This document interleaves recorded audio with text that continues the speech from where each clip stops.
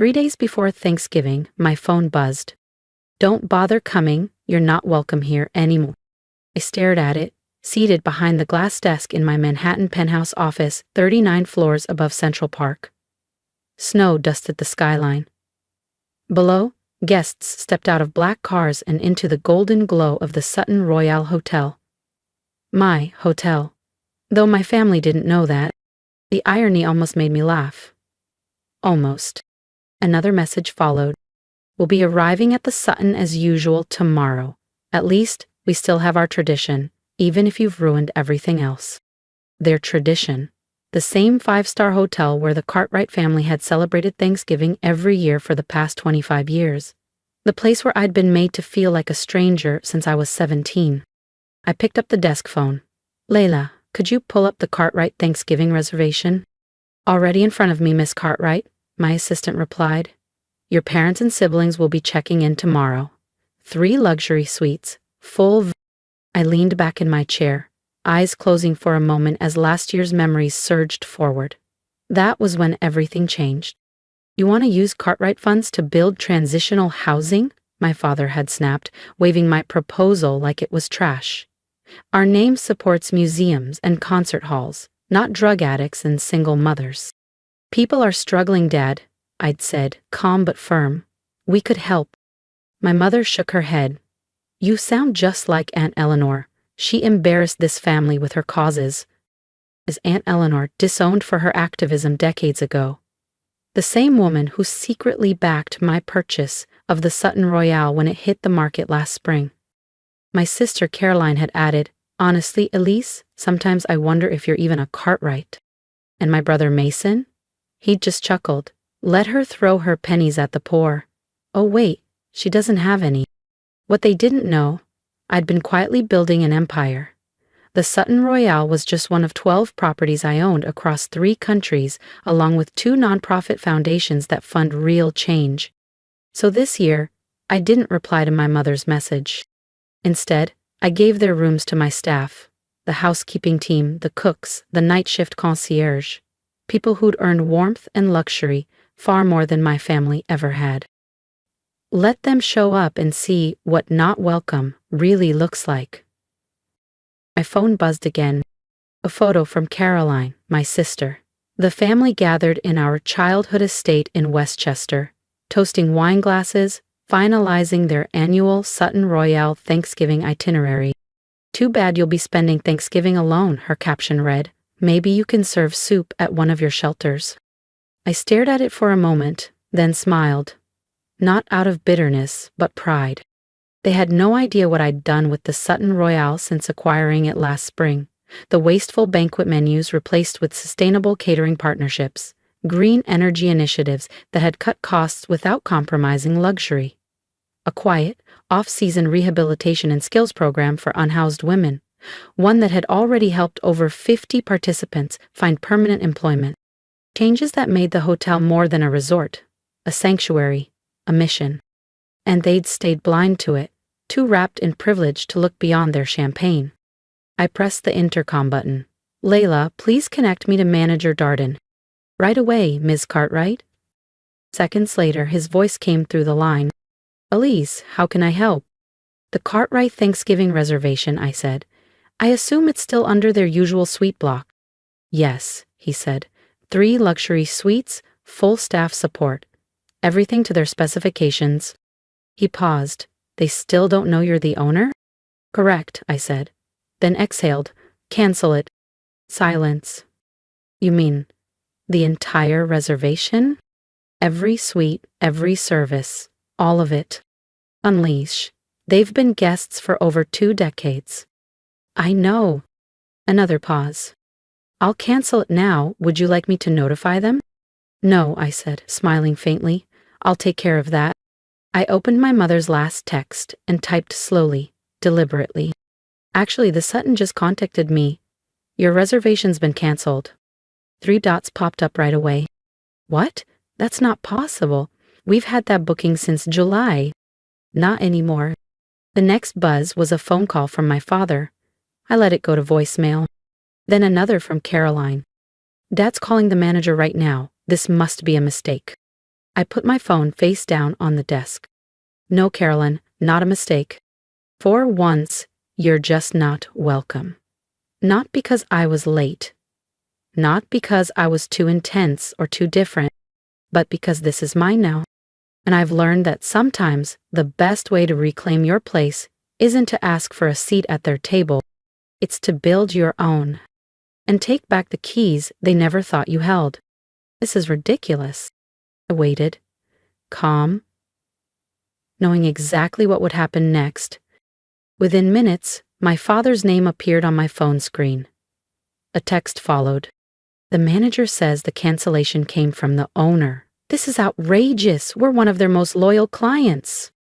I took a deep breath and replied, yes, the owner canceled it. In fact, she's canceling your permanent booking altogether. A pause. Then, Mom. Since when does a woman own the Sutton Royale? My hands were steady as I typed the truth. Since last year, when I bought it. Silence. Then came the wave, texts from my brother Mason. Stop playing, Elise. From my sister Caroline. This isn't funny. Even my father. What are you talking about? I opened my desk drawer and pulled out the frame deed. The Sutton Royale, owned by Cartwright Hospitality Collective. Signed and sealed. Sent the photo to the group chat. More silence. And from my mother. This is impossible. You don't have that kind of money. You work for that nonprofit. I laughed. Actually laughed. They still thought I ran a local community outreach center, never once asking how I managed to fly first class or afford my Manhattan penthouse. Never wondering how that nonprofit work had me consulting for international firms and speaking at global summits. I typed, check the documents, Mom. The Sutton Royale is mine. Your special place now belongs to the daughter you disinvited from Thanksgiving. My office phone buzzed. Layla's voice came through. Elise, your father's on the line. He's demanding to speak to the owner. I smiled. Put him through. It was time. Elise, my father's voice came over the speaker, brittle and strained. What have you done? Nothing yet, I said calmly. But I think it's time we had a long overdue conversation about family, privilege, and consequences. Would you like to have it over the phone? I added. Or would you prefer to meet in person? I have a lovely office on the top floor overlooking your old Thanksgiving suite. The silence that followed? 20 years in the making. Hour later, they filed in like scolded children. Caroline in oversized sunglasses, Mason checking his watch, my parents stiff and silent. Gone was their usual arrogance. In its place, confusion, bitterness, and something unfamiliar. Fear. Please, I gestured to the chairs. Have a seat. Through the panoramic glass behind me, the Sutton Royale shimmered in the afternoon sun. My legacy. How? My father finally snapped, refusing to sit. How did you afford this place? I leaned back in my chair and smiled. Because while you were laughing at my causes, I was building a kingdom. If you believe quiet strength speaks louder than shouting, and that karma sometimes wears a tailored suit, don't forget to subscribe. Elise's next move will leave more than just her family speechless. You never cared enough to ask what I was really doing, did you? I said quietly. Too busy mocking my bleeding heart projects to realize I was building something. Building what? Caroline snapped, arms crossed. But I caught the tremble in her voice. Cartwright Hospitality Collective. Their expressions blanked. 15 luxury resorts, I continued, across 3 continents, every one of them sustainable, every one profitable, all of them blending elegance with social impact. My mother collapsed into a chair, her composure cracking for the first time in years. 15 resorts? She echoed faintly. But you run a nonprofit. No, I said, measured. I partner with nonprofits. We offer job training through transitional housing programs. We work with rehabilitation centers, shelters, and vocational schools. Sutton Royale alone has helped over 300 people rebuild their lives. Quietly, respectfully, with dignity. This is ridiculous, Mason scoffed. You're making this up. I leaned over and pressed the intercom. Layla, would you bring in the portfolio binder? Moments later, Leela stepped in carrying a sleek leather folder and began handing out printed summaries. My family stared at the documents. Property deeds, annual financials, social impact reports, investor portfolios. My father flipped through his copy slowly. $6 billion in assets, he muttered. 40% higher margins than industry average, I added. Turns out compassion scales surprisingly well. Caroline tossed her packet on my desk. Fine. You're rich. You've made your point. But canceling our reservation? That's just petty. I stood up.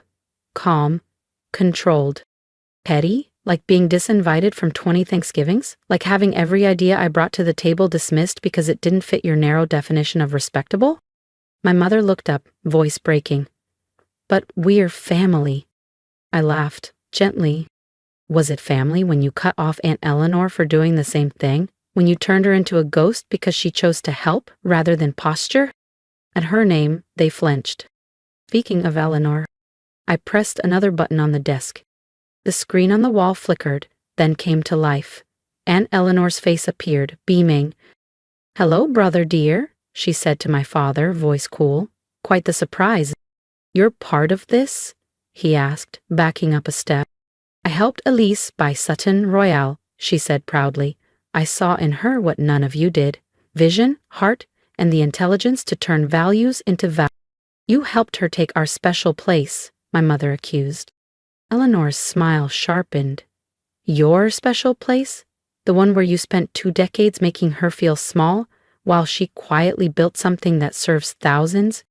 We'll sue, Mason threatened. We have permanent booking rights. Check your contract, I said, calmly. It expired last month. No renewal clause. I didn't renew them, I said. Silence pressed down on the room like fog. Outside, the Manhattan skyline glittered under late afternoon light. Cars moved steadily below. Guests continued checking into the Sutton Royale. The world didn't pause. Paradise, it seemed, continued, indifferent to the unraveling in my office. Finally, my father spoke, voice low. What do you want, Elise? I turned toward the window. What do I want? I let the question hang there, then turned to face them. I want you to understand what you missed, not just about me, but about what success actually looks like. I walked slowly back to my desk. The Sutton Royale isn't just a luxury hotel. It's a platform, a proof of concept. Our properties have helped hundreds of people rebuild their lives. We've introduced eco-sustainable operations that the industry now copies. We've shown, with data and dignity, that business can serve both profit and purpose. And we're just supposed to accept this? Caroline challenged. That you're right and we were all wrong? No, I said calmly. You're supposed to learn from it, to understand that your vision of success isn't the only one. I tapped a button on my tablet. The wall screen lit up. Photos rotated across it. A mother and daughter graduating from one of our employment programs. A veteran receiving his hotel management certification. A group of children in crisp uniforms. Outside a newly built school in the Philippines. Funded by profits from our Bali property. This, I said, my voice softer now, is success. This is what you never saw. My father slumped into a chair, his eyes clouded. I was wrong, he whispered. The words hung in the air, 20 years late. We all were, my mother added, dabbing at her mascara with a silk handkerchief. Caroline stayed quiet. But the defiance in her eyes was gone. So, what now? Mason asked finally. I said back behind my desk. Up to you. Tomorrow, we're hosting Thanksgiving dinner, right here, not just for guests, but for staff, trainees, and anyone in our programs who needs a place to belong. I looked at each of them. You're welcome to join us, not as VIPs, not as guests of honor, but as people willing to listen, to understand, and maybe to change. My mother's voice cracked. You'd still have us, after everything? This was never about revenge, I said gently. It's about transformation. about giving you a chance to see what's possible when you care about something beyond yourselves. And Eleanor smiled from the screen. Elise built something extraordinary, James. Something your parents would have been proud of. Not because it made billions, but because it made a difference. My father rose slowly. We'll need time. I nodded. Take it. But remember, I said gently, Thanksgiving dinner is at 6 tomorrow. If you come ready to see Sutton Royale through new eyes. They filed out in silence, no smug remarks, no parting shots, just quiet footsteps and the weight of their own awakening.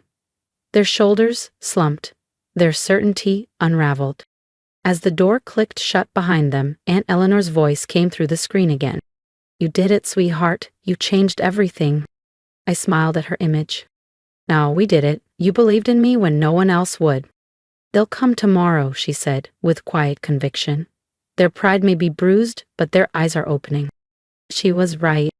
The next evening my family returned, not in black car-chauffeured town cars or luxury sedans, but in modest rentals. No red carpet airs, no designer bravado. They walked into the grand ballroom of the Sutton Royale, now transformed with long tables filled with staff, program graduates, and guests from all walks of life. Thanksgiving was alive in the room, warm, human, real. They sat next to the people they once overlooked. They listened to stories of addiction overcome, of careers started, of children thriving because their parents had been given a second chance. They didn't interrupt, they didn't flinch. For once, they absorbed.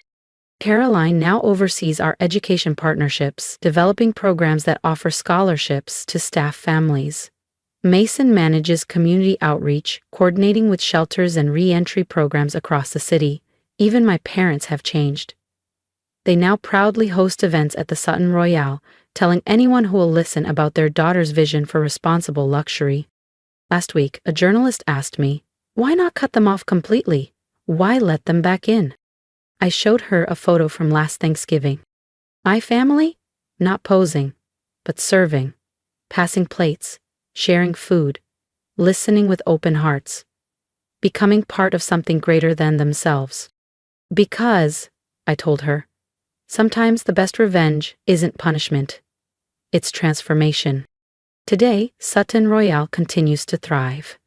Not just as a destination, but as a place where privilege meets purpose. Where luxury carries responsibility.